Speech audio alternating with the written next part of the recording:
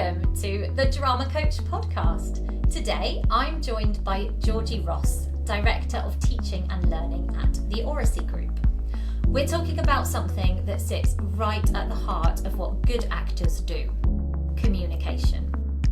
Oracy has become a hot topic in education lately, and it's essential for both young performers and parents, because we're not just talking about acting. We're talking about how we help young people communicate, expressing themselves clearly, confidently, and with understanding.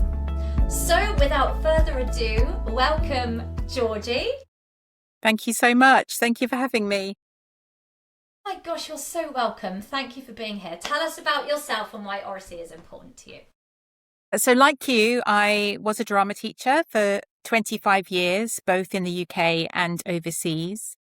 And I think I just really, I got to see how life-changing it can be for young people if they're able to articulate their sort of personal branding in a meaningful way. And so in the last 5 years, I've been teaching Oracy in schools, kind of introducing Oracy programs for teachers to encourage that dialogic teaching, and also for young people globally with more of a focus on sort of the outcome in terms of the world of work and that kind of skill set and why it's important. So I really am very passionate about young people having these opportunities in drama for so many reasons. So it's brilliant to come and talk about this with you. Good. So we share, like you said, the passion and the starting point of both being drama teachers.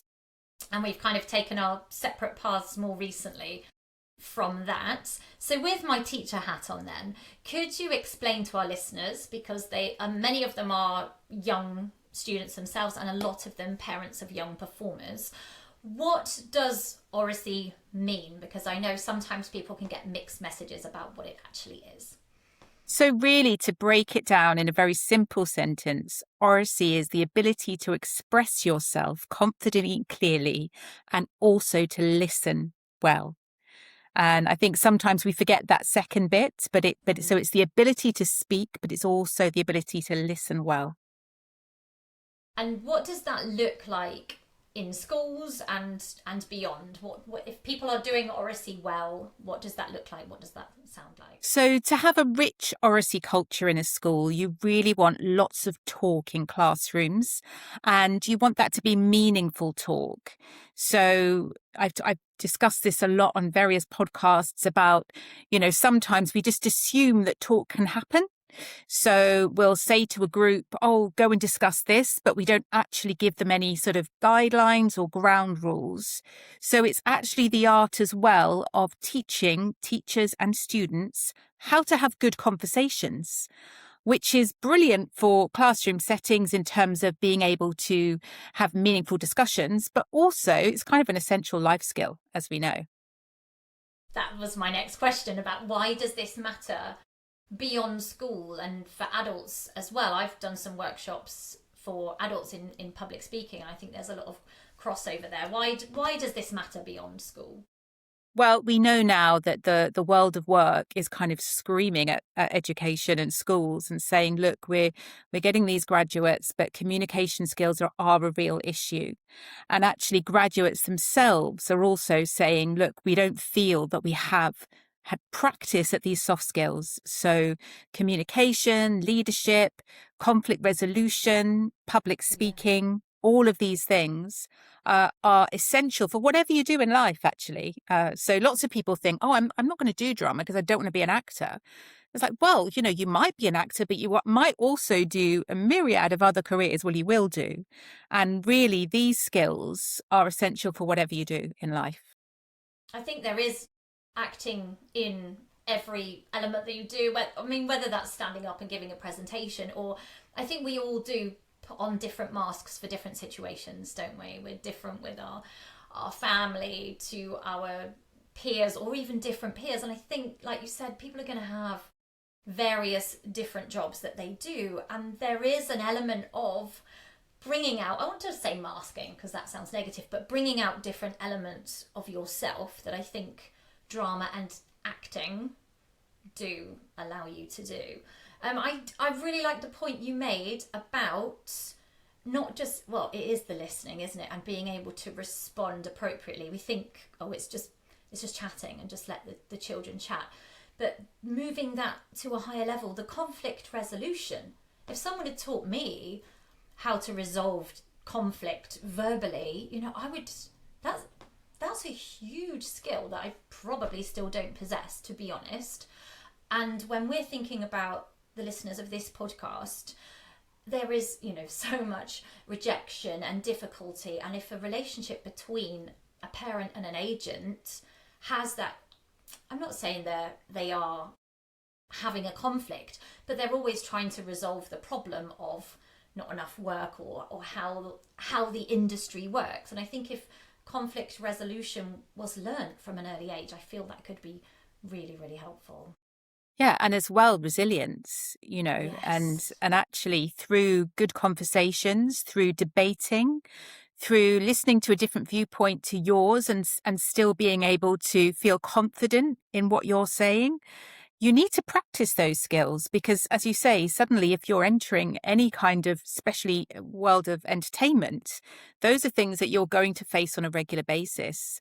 But they are, of course, people are very sensitive around that, and you don't necessarily get the experience to develop those skills, but we can practice them in drama and in good Oracy focused classrooms.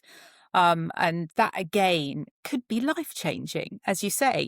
I know lots of adults that really have said, if I'd done this when I was like 10, I maybe wouldn't have had some of the challenges now. And again, I've mentioned before, but if you think about globally now, we're so globally connected and so competitive globally that actually we all need an edge. And if that can be, the ability to walk away from a situation, take the positives, keep the smile, and be able to process it, be your best personal advocate, that again, I think is really important. How do you make sure, this is not a question we planned, but I feel this is along the same lines. I try not to lose my trail of thought here. When you're teaching people, like you say, debating and listening to someone else's opinion, I love listening to other people's opinions, but I've then been accused of, oh, you're such a teacher, you're sitting on the fence. I do love, and again, the storytelling. I love hearing both sides of the story. How do you teach that to students without them, or worse, their parents, thinking that you're making this wishy-washy person without their beliefs or their strengths? I hope that makes I sense think, as well. you can debate well without being aggressive. Mm, You can, I've seen some fabulous debates really getting at the core of a subject, but it doesn't necessarily mean that you're acting in a particularly volatile way. You can ask a question calmly. You can calmly pose an idea or a point of reference in a debate.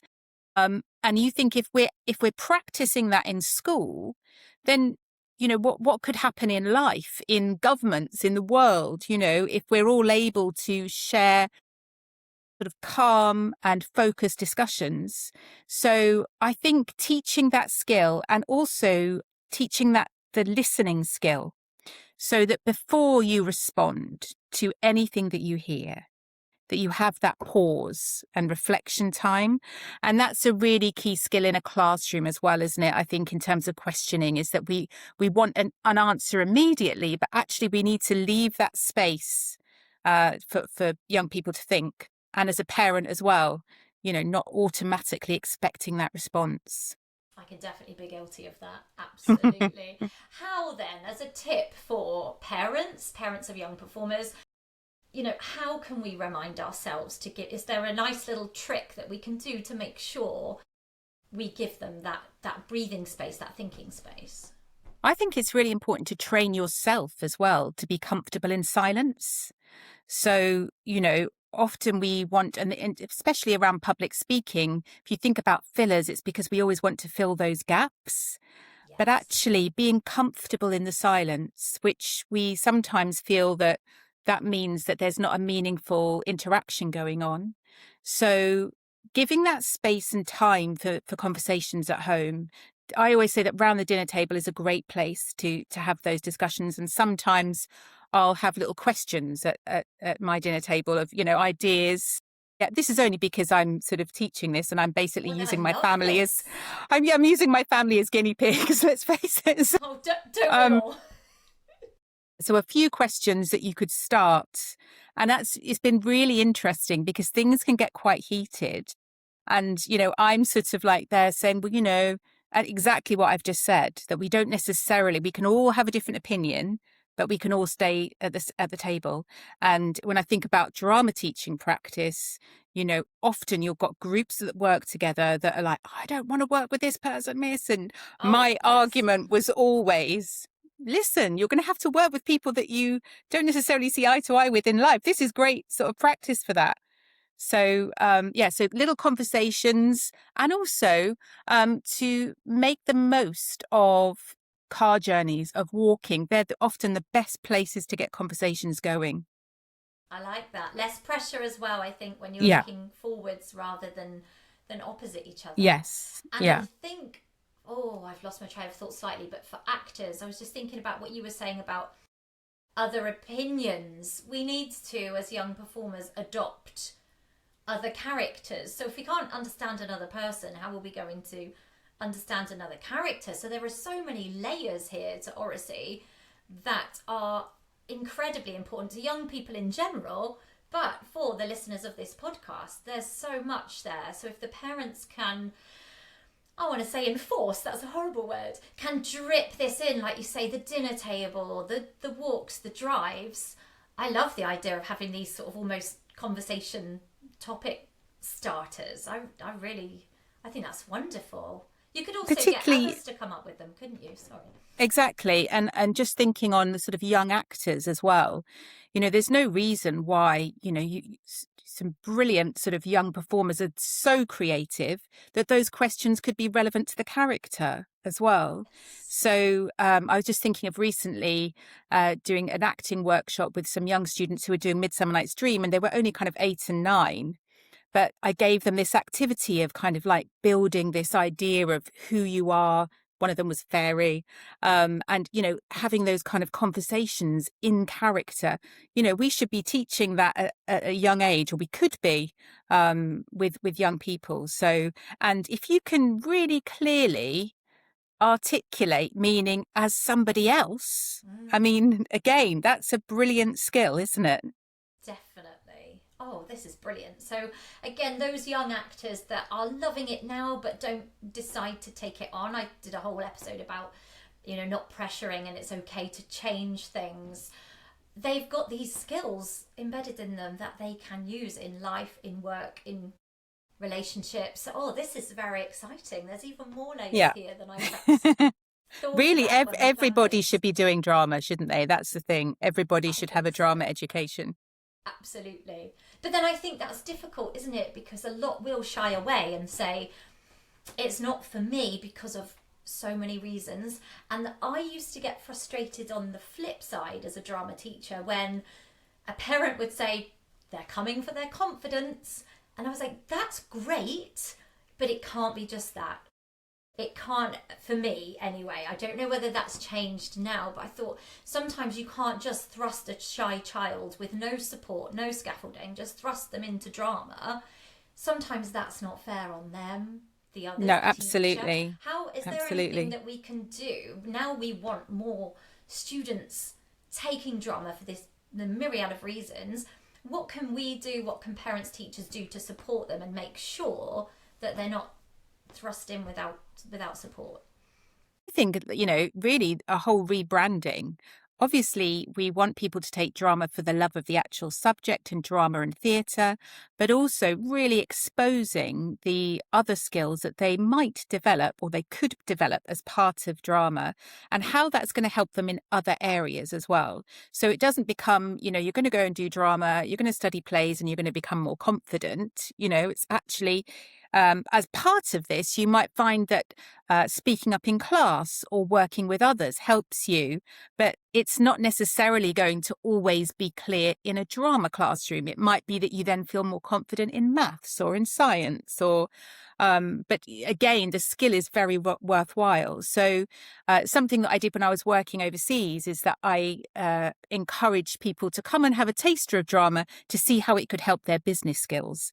And that was just because the nature of the school that I was working with, business was really kind of popular. Use that as the hook. Yeah, exactly. Oh, that's wonderful. I like that a lot. And I've been teaching some students locally to where I am at the moment, and they do offer a free trial for these evening classes, and it will suit some students brilliantly and others it won't, and that's okay, or it's not the right time for them and it sits in the back of their mind and they come back when it's right for them. I think, yes, if we can approach it without the pressure and with the support, I think this is brilliant. This is also off topic from my plan, but when I was listening to you on another podcast, noticed you talking about phones and technology, and I thought, gosh, this is so important and so relevant.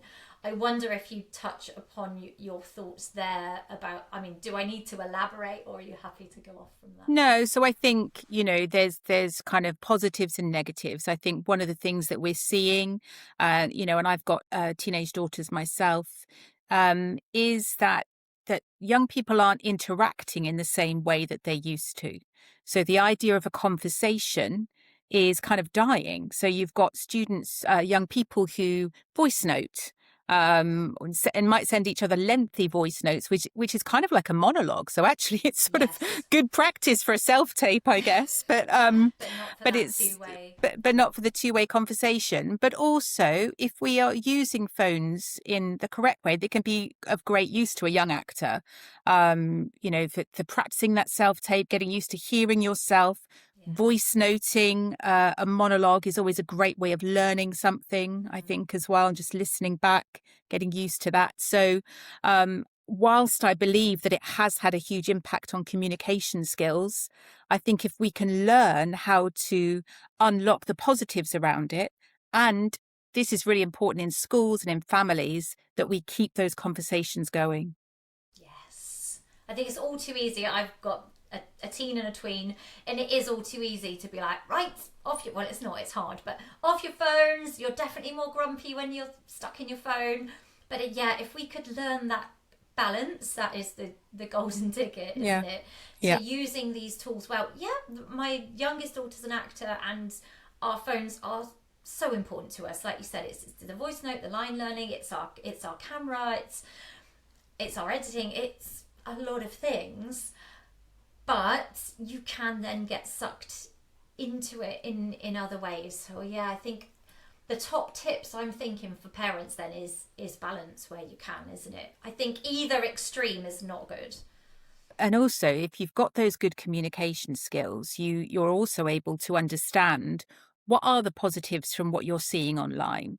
And, the whole other part, I believe, of Oracy is developing that well-being and mental health. So, if you're able to have those discussions, then you might find out that your young person is feeling very overwhelmed by stuff that they're seeing online as well. But if they haven't got those skills of being able to articulate, then, that's also a big tragedy. And we know that there's lots of research from the English Speaking Union, Education Endowment Foundation, that having good oracy skills really impacts well-being. So other than those dinner table conversations and those car journey, I noticed that with us, because normally our kids are plugged into their whatever's listening to music, and for whatever reason they weren't on this particular car journey, and the conversations that came up were mind-blowing and relevant and interesting.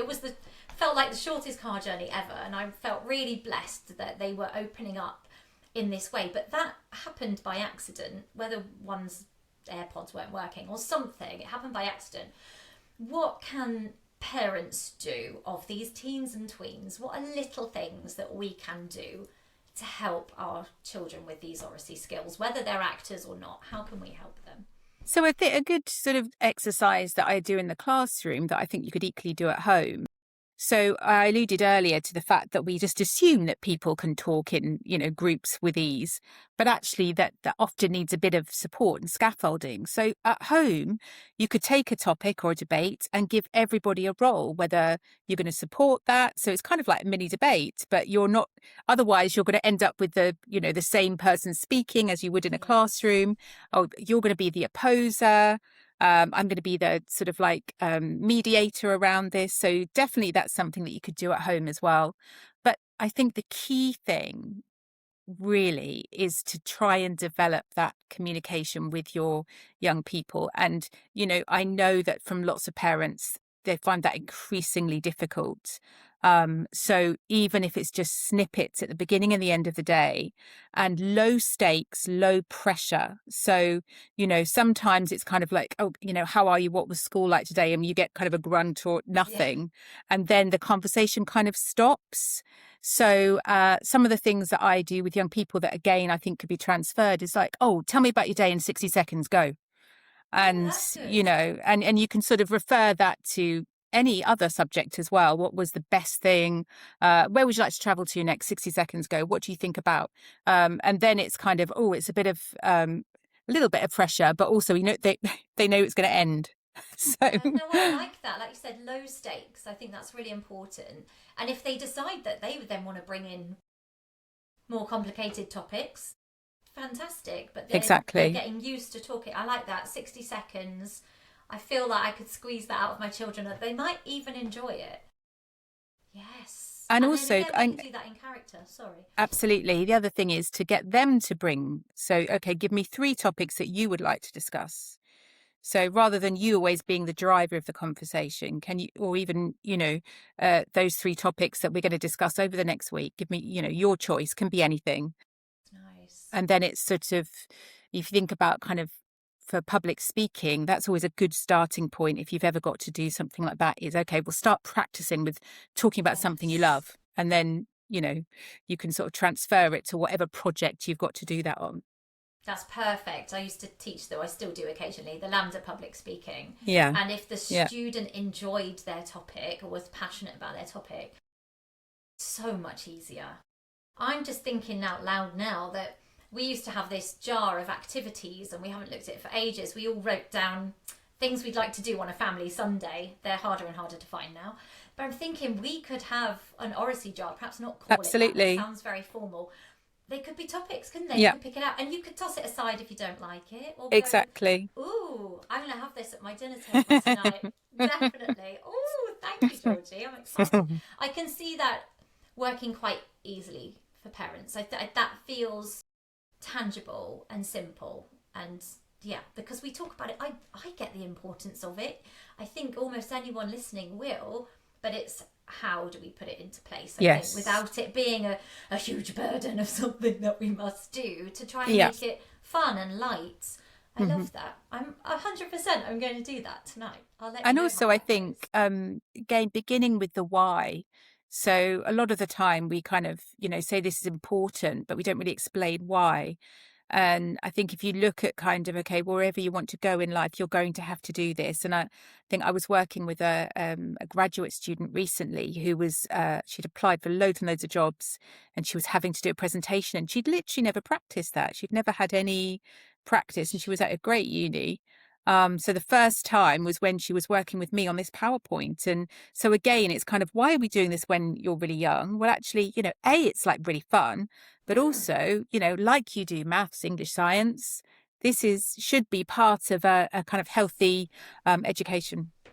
And is it now? So obviously I'm out of mainstream education now because I'm off doing my own thing, acting and managing little children.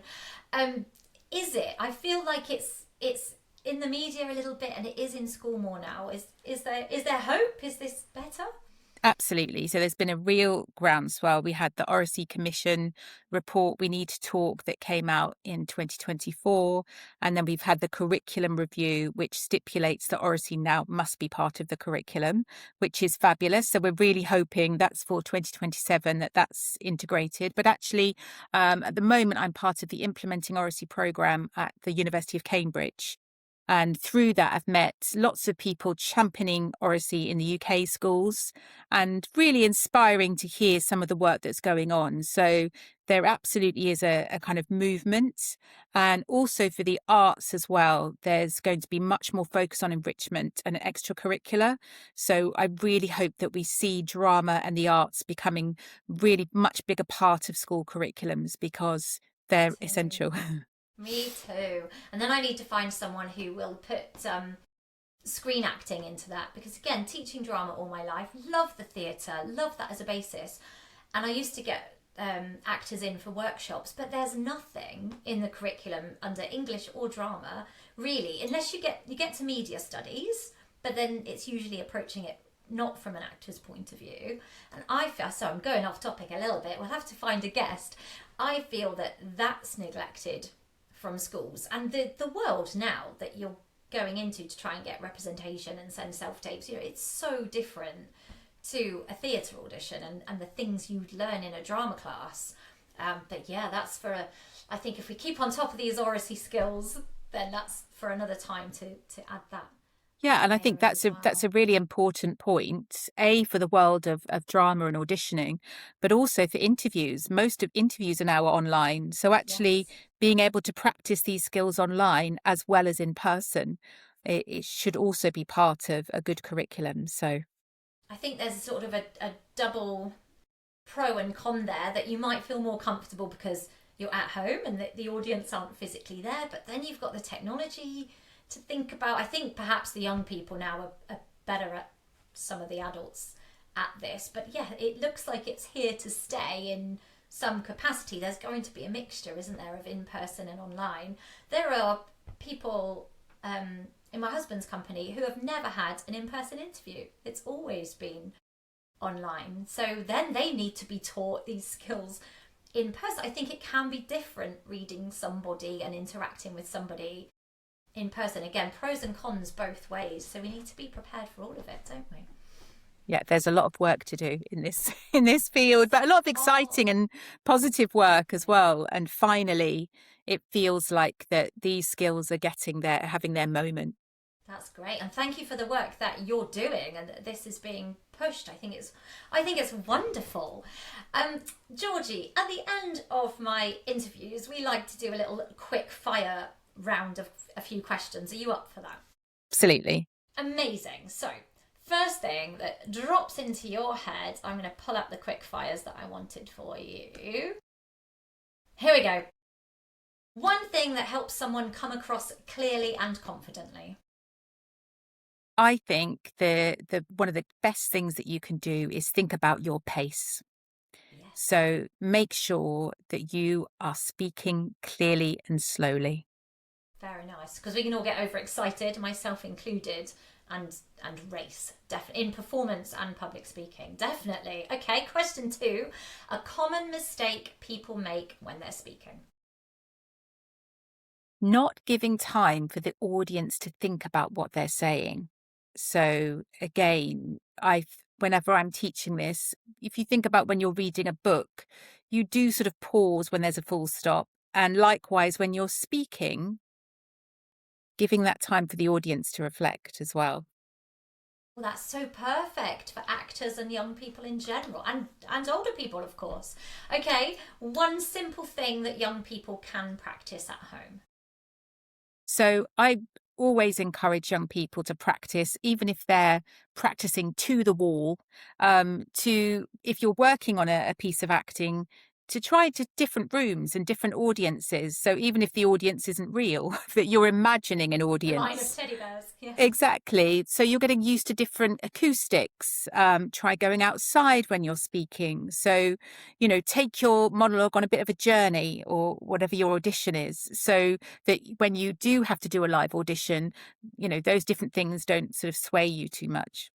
That's perfect for those in both theatre and film as well, because you will need to project so differently for theatre than with a microphone in your face. So that's perfect. Different places. I find that a good line learning tip as well. If students learn their lines in different places, they definitely go in better. And And actually, so just to add to that, so my daughter's a singer, and she last year we were looking at a lot of different music colleges, and we went to the Royal Academy, and they have a room where you can stand and say, right, I want the acoustics of the Royal Albert Hall, and I want a bored audience. And then that's suddenly the amazing. screen will come up with the audience kind of on their phones, not looking, and then you'll Yes. get these acoustics, and then you'll actually be able to feel what it would be like in that setting. So, Brilliant. yeah, hopefully maybe we'll have that in schools one day. Wouldn't that be great? Like, let's use all of the technology to our advantage. I think that's brilliant. And all the different combinations of acoustics and Yeah, audience. yeah, Because again, if there's a few people in the audience, they're going to soak up sound less than a packed. Oh, absolutely. that's so exciting. Right, final quick fire. What does real confidence actually look like to you? I think it's really knowing your worth. So it might not be something that you necessarily see, but if you feel it, if you feel assured and confident, and if you're thinking about acting really well rehearsed, that naturally gives you, I think, the ability to walk into a room and feel confident. It's when we are not sure of what we're doing or who we are that we become unstuck. I think you've really hit onto something there. I talk a lot about people being themselves, and that's very relevant in casting today. I think if you can be yourself and be confident with your material, that's gold. I think that's wonderful advice. Thank you so much. So Georgie, tell us, those who are listening and want to follow you, see more of your work, where can they find you? So you can find me on LinkedIn, Georgie Ross, and I do lots of different things. So I do some work for the English Speaking Union, so you might see me in schools anyway. And I'm also currently supporting an organisation that's developing an Oracy Centre in India, which will be kind of India's first Oracy Centre, which is really exciting as well. So if you follow me on LinkedIn, then you'll see the journey of that as well, which That's hopefully will amazing. lead to lots more international projects. That's brilliant, and that's where we first connected on LinkedIn. So I'll be sure to Yes. keep looking out for all of that. Sounds brilliant. And did you say you've written a book recently? Yeah, I'm writing a book at the moment. It's not finished yet, and it's Okay. drama and oracy, and it's basically all about unlocking sort of oracy potential through drama activities. Which, there's as you know, we could talk for hours about this. Well, we definitely could. So that's going to be relevant to teachers, both in school and, the drama teachers and practitioners outside of schools as well, parents of young performers. I think that sounds really exciting. Thank you Yeah. so Oh, much. no worries. It's been lovely to chat to you. Well, thank you for your time and your patience with me as I've thought through some extra questions, and your expertise today. I think it will really help young performers and the parents that are listening. And to our audience, thank you for listening. If this episode resonated with you, please feel free to share it with someone who might need it. And if you're enjoying the podcast, do follow the show so that you don't miss future episodes. And please feel free to leave a comment or review, because all of that really helps. As always, you can find more support, resources, and coaching at The Drama Coach across all of my social